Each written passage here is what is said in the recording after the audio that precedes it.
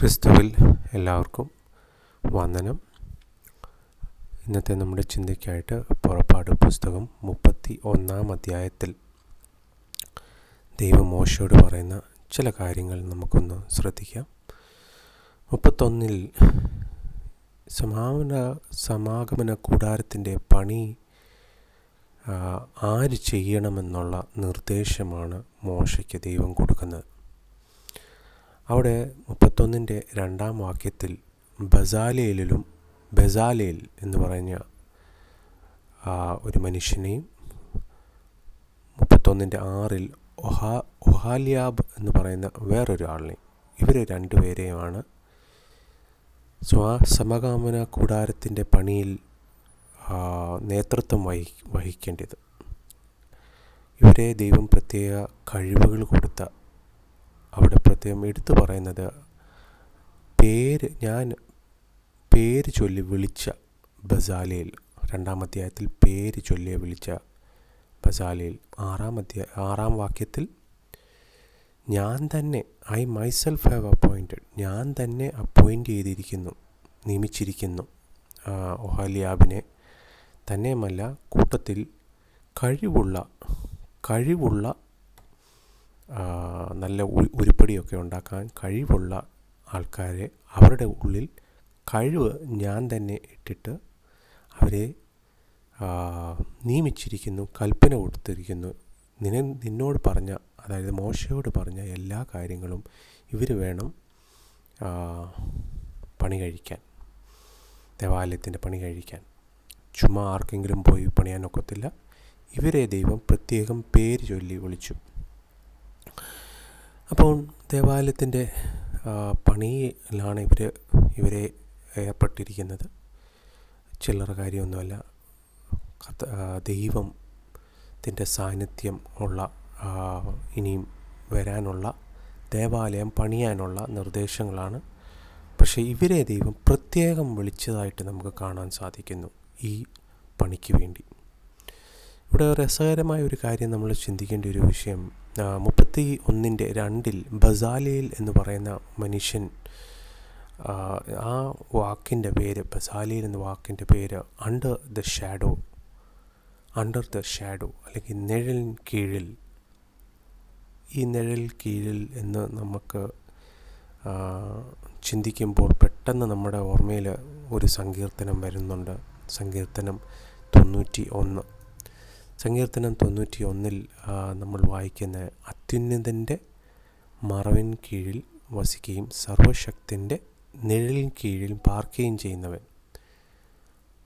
പക്ഷെങ്കിൽ മലയാളത്തിൽ അത്ര തർജ്ജിമ ശരിയാണോ എന്ന് എനിക്ക് സംശയമുണ്ട്. കാരണം 91:1 പറയുന്നത് he that dwelleth in the secret place of the most high, അതായത് അത്യുന്നതൻ്റെ രഹസ്യ സ്ഥലത്ത് പാർക്കുന്നവൻ.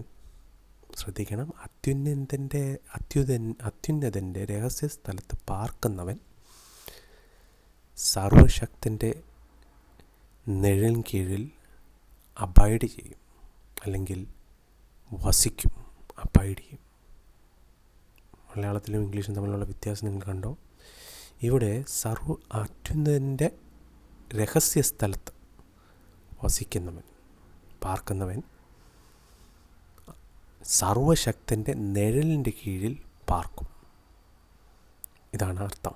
ചിന്തിക്കണം, ഈ ബസാലേലിൻ്റെ ഏൽപ്പിച്ചിരിക്കുന്ന ദൗത്യം ചില്ലറ കാര്യമൊന്നുമല്ല, ദേവാലയത്തിൻ്റെ പണിയാണ്. അപ്പോൾ ദേവാലയത്തിൻ്റെ പണി കഴിക്കുന്ന ഈ മനുഷ്യൻ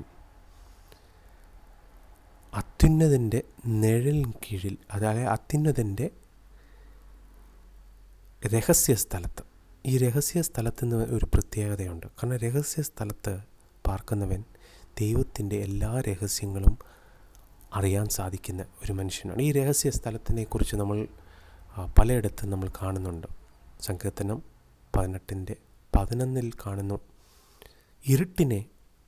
ദൈവം ഇരുട്ടിനെ രഹസ്യ സ്ഥലമാക്കി. His pavilion around him were dark waters and thick clouds of skies. അപ്പോൾ ഇരുട്ടിനെ രഹസ്യ സ്ഥലമാക്കിയ ദൈവം സങ്കീർത്തനം 77:5 നമ്മൾ കാണുന്നു, for in the time of trouble he shall hide me in his pavilion. അതായത് കഷ്ടകാലത്ത്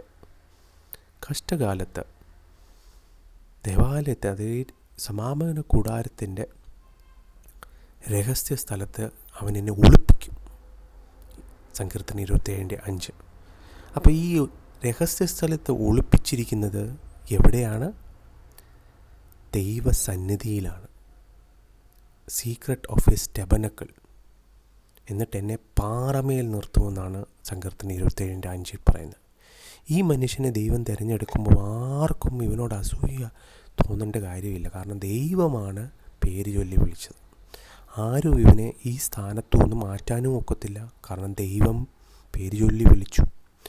ദൈവം പേര് ചൊല്ലി വിളിച്ചു. ഒരു പ്രത്യേക ശുശ്രൂഷയ്ക്ക് വേണ്ടി പേര് ചൊല്ലി വിളിച്ചാൽ ഈ മനുഷ്യനെ ആരുടെ ശക്തിയിലാണ് ഈ പണി പൂർത്തീകരിക്കുന്നത്?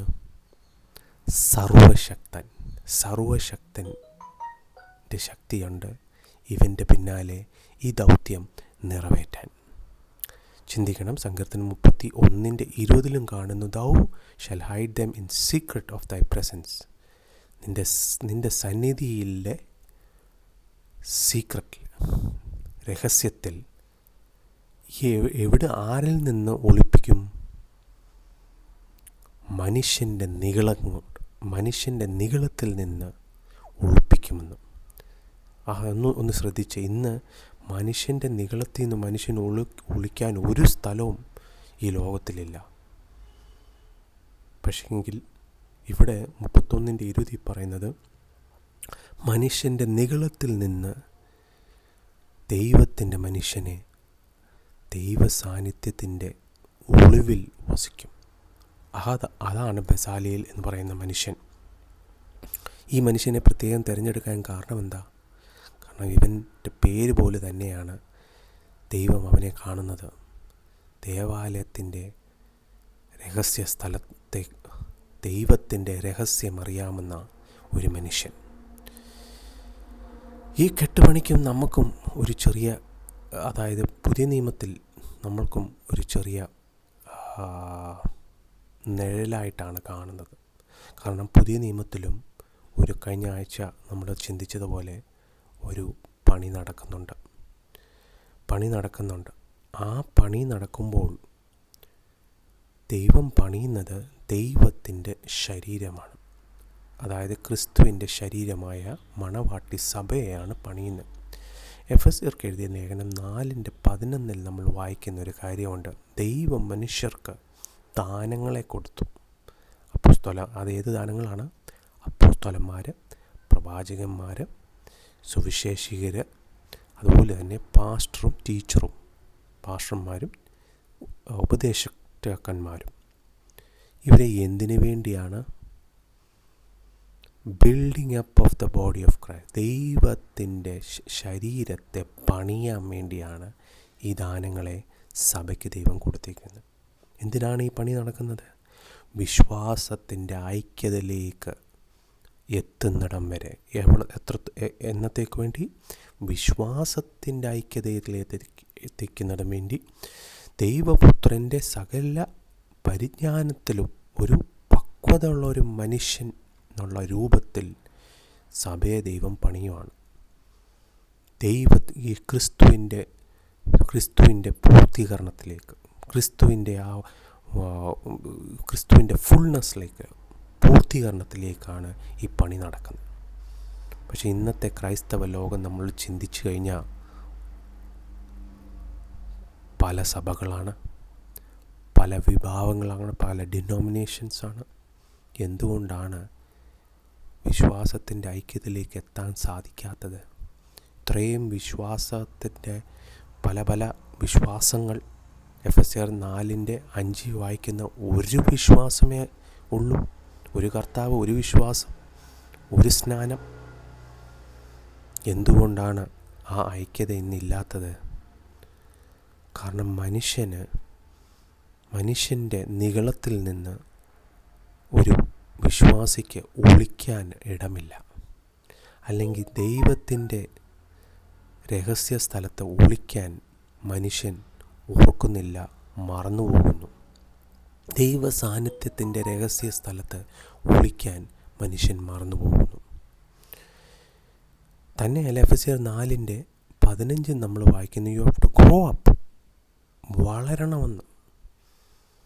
എല്ലാ അർത്ഥത്തിലും അവനോളം വളരണം. 4:15 വളരണം എന്നുള്ള വാക്ക് ഉപയോഗിച്ചിരിക്കുന്നു, ഗ്രോ അപ്പ്. അതുപോലെ തന്നെ 4:16 building up of it self in love, സ്നേഹത്തിൽ പണി കഴിക്കാൻ.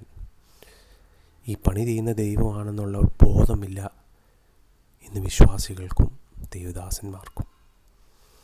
അതുകൊണ്ട് എന്താണ്, മനുഷ്യൻ്റെ നിഗളത്തിനാണ് പ്രധാനപ്പെട്ട സ്ഥാനം. തന്നെയല്ല, വേറൊരു കാര്യം, നമ്മൾ സങ്കീർത്തനം 20 നമ്മൾ ആ മനുഷ്യൻ്റെ നിഗളത്തിൻ്റെ കാര്യം പറഞ്ഞപ്പോൾ സങ്കീർത്തനം 31:20 സങ്കീർത്തനം 31:20 ഈ മനുഷ്യൻ്റെ നിഗളത്തിൽ നിന്ന് ഒളിക്കാൻ വേണ്ടി ദൈവ സാന്നിധ്യത്തിൻ്റെ രഹസ്യത്തിൽ ഒളിപ്പിക്കുമെന്നാണ്, മനുഷ്യൻ്റെ നിഗളത്തിൽ തന്നെ. അതുപോലെ തന്നെ മനുഷ്യർക്ക് ഇന്ന് ഏറ്റവും, പ്രത്യേകിച്ച് വിശ്വാസികളായിട്ടുള്ളവർക്ക് ഏറ്റവും ഒളിക്കാൻ പറ്റുന്ന ഒരു സ്ഥലം ഏത്?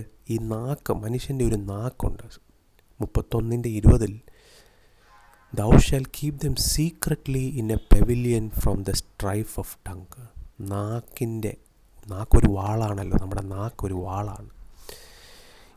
ഇന്ന് വിശ്വാസികളുടെ വാക്കുകൾ, പ്രസംഗത്തിന് ദൈവദാസന്മാരുടെ വാക്കുകൾ ശ്രദ്ധിച്ചു കഴിഞ്ഞാൽ ഇതെല്ലാം സ്ട്രൈഫ് ഓഫ് ടങ്സ് ആണ്. അതായത് നാക്കിൻ്റെ ഗുസ്തി, അല്ലെ നാക്കിൻ്റെ മല്ല്, നാക്കിൻ്റെ സ്ട്രൈഫ്,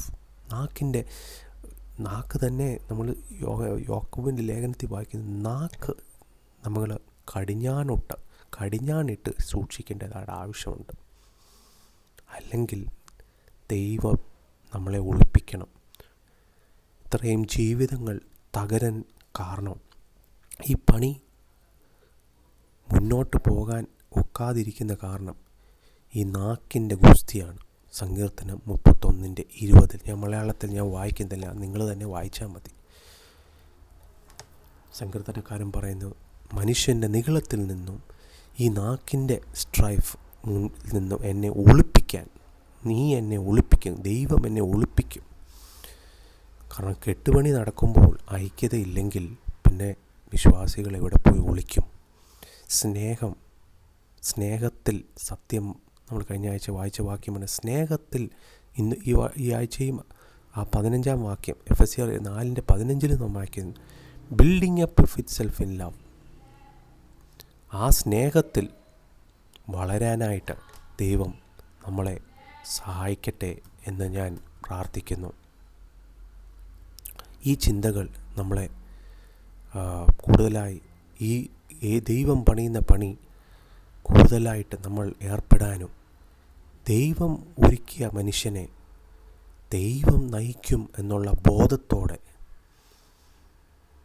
സർവശക്തനാ നിയമിച്ചിരിക്കുന്നെങ്കിൽ സർവശക്തൻ തന്നെ ആ ശുശ്രൂഷ നിർവഹിക്കാനായിട്ട് ദൈവം പേര് ചൊല്ലി വിളിച്ചിരിക്കുന്നവരെ ദൈവം സഹായിക്കും. ചില സമയത്ത് മനുഷ്യൻ്റെ നിഗളം കൊണ്ട് നമ്മൾ വിചാരിക്കും ഞാനാണ് സഭ. നോക്കിക്കേ, എഫെസ്യർക്ക് എഴുതിയ ലേഖനം 4-ാം അധ്യായത്തിൽ അതിൻ്റെ 14-ാം വാക്യത്തിൽ കാണുന്ന ഒരു വിഷയമുണ്ട്. 4-ാം അധ്യായമല്ല, എഫെസ്യർക്ക് എഴുതിയ ലേഖനം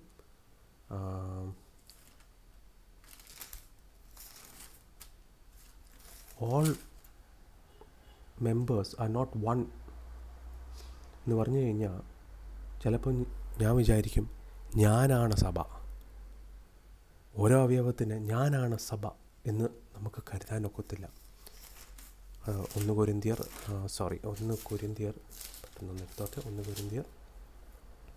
12-ാം അധ്യായത്തിൻ്റെ 14-ാം വാക്യത്തിൽ for the body is not one member but many.